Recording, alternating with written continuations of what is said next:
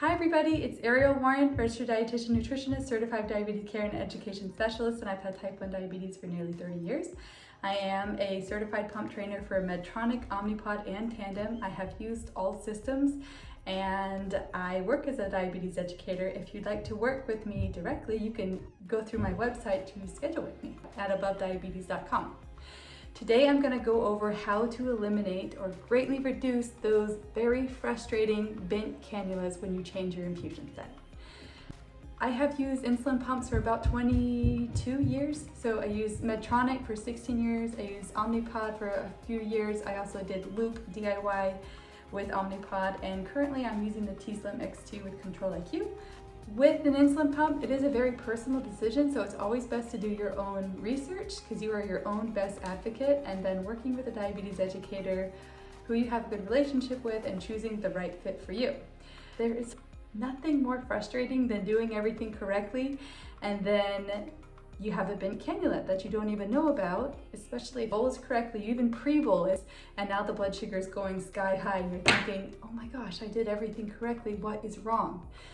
I love my Tslim X2 pump, but when I first switched, I had a really hard time with the infusion sets. So I've studied this and worked on it, and I've trained many people on this system. I have a method that I'm very happy to share with you. Also, as a side tip, whenever I'm training somebody, I recommend to change your infusion set and cartridge before dinner, before you go to bed, because you want to test that infusion set on a meal before going to sleep. Especially when you're switching over to a new pump, do not change everything before you go to bed. Just don't do that. Here is, we're gonna say this is your block of skin, okay? And here's my little demo. I love pink, so wherever I can personalize with pink, I usually have pink. So I have the pink infusion sets. I use the autosoft XCs. So this works with autosoft XCs, autosoft 90s with Tandem, and then the Mios with Medtronic.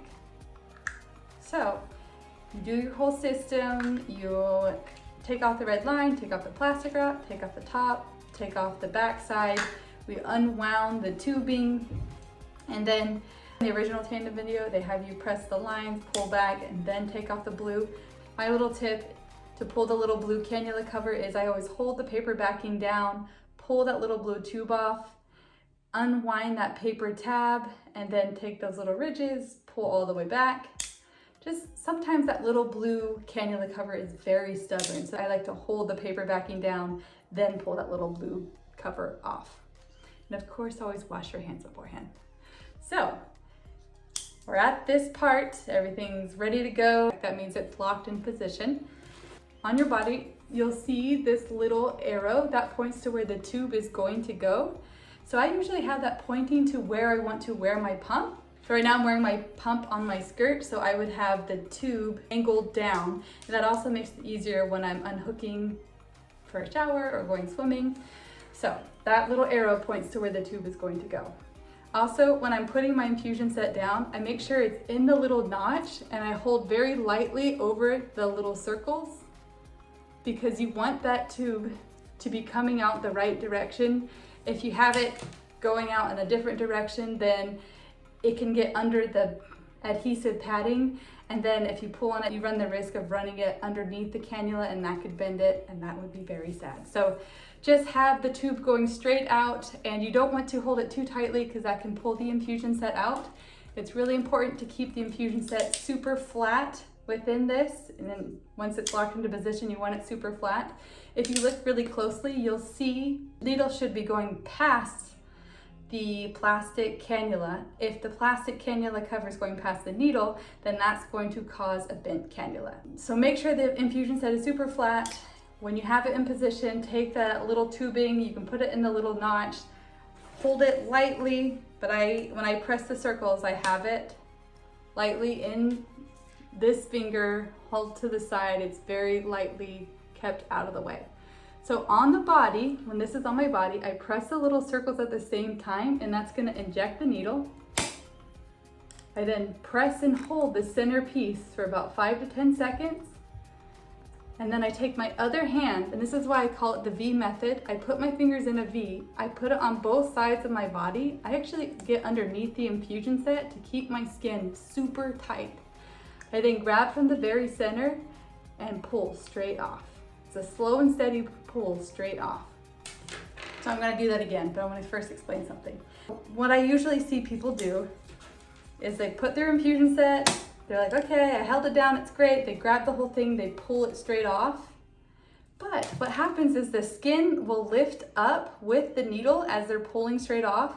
Once the infusion set has disconnected, the skin will slap back down, and that can result in a bent cannula. And what's really frustrating too is sometimes a bent cannula is not very obvious. It's not super bent and there's still a little bit of absorption. So that can cause unusually high blood sugars, but then very, very stubborn ones. But if they still come down, you're thinking, well, it's still coming down, but it's not absorbing properly. So it can cause the insulin to stack, and bad infusion sets can also cause unusual lows because the insulin isn't absorbing properly, the insulin stacks, then the blood sugar drops, and then you eat something to treat it and the blood sugar goes sky high. So what I recommend is if your blood sugar is just zany, it's not your normal with what you would expect with that type of meal and bolusing how you usually do, if something seems off, when in doubt, change it out. So what I tell my trainees is that if you bolus for a meal, you eat your meal, the blood sugar goes unusually high, you can do a correction bolus. And then if an hour to 2 hours later, blood sugar's not moving or it's going higher,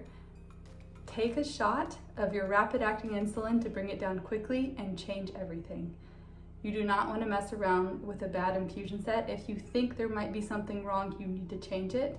If you ever get to the point where you are nauseous and vomiting, you need to go to the ER and also contact your doctor, because that can be very dangerous and you have diabetic ketoacidosis, and if that's not properly treated, it could be lethal. If you see the unusually high blood sugar, take a correction. If an hour to 2 hours later blood sugar's not moving, take a shot of rapid acting insulin to correct it, then change everything with your infusion set. So cartridge, infusion set.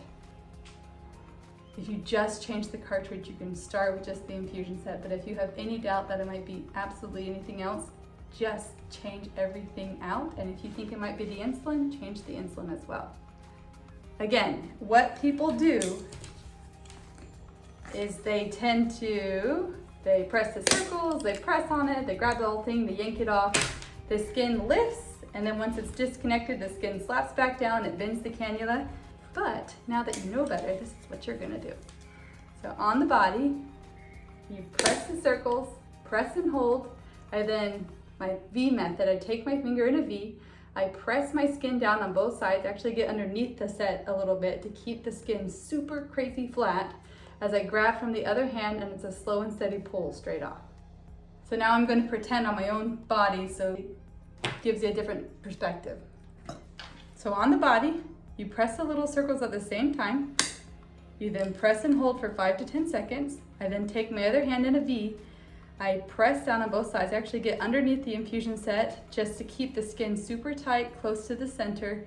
I then grab from the very center with my other hand and I pull straight off. You can feel it. When there's no give in your skin, then that means that the skin was very tight, and that's gonna help you have a much more successful infusion set. If you need help managing your diabetes and you'd like to work with somebody who has diabetes, that's worn all the different pumps, who's certified with the different pumps, you can schedule with me through my website at abovediabetes.com. Have a great day.